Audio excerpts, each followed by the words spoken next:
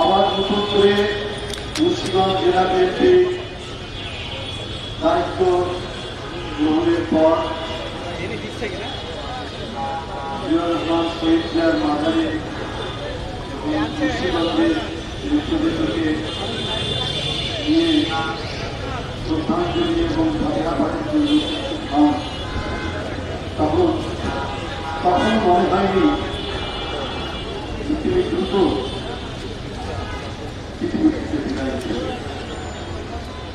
আমার কাছে আমার উনি আত্মীয় হতেন, কিন্তু এত সজ্জন ব্যক্তি আমি বারবার বলতাম যে আমাকে আপনি বলেন, আমি তো আপনার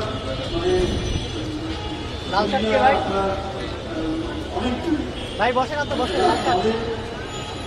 আপনার যে ভূমিকা, আপনার যে অবস্থান, সেই অনুযায়ী আমি এটা করি না, এটা আমি আপনি তো আমার সবাই মানুষ সম্পর্কে আপনি কেন আমি যদি কথাটা বললাম যে তার যে সজ্জন এবং বিনয়ী কথাবার্তা, সেটা শুধু আমাকে নয়, যারা তার সাথে এসেছে সবকে মুক্ত করার কথা। মিজানুর রহমান সিনহা সাহেব সেটা তিনি করেছেন, তিনি সুখে শান্তিতে বাকিটা জীবন তিনি কাটিয়ে দিতে পারতেন। তিনি দেশের একজন বড় উদ্যোক্তা, তার তো চাওয়া পাওয়ার কিছু নেই, কিন্তু রাজনীতি করতেই এসেছেন মানব কল্যাণের জন্য, মানুষের জন্য, এলাকার উন্নয়নের জন্য। শেষ দিন পর্যন্ত তিনি সেই কাজ করেছেন। আমি তার আত্মার মাধ্যমে কামনা করছি, আল্লাহ তাকে ভেদ প্রস্তুত করুন, এই বলে আমার কথা বক্তব্য।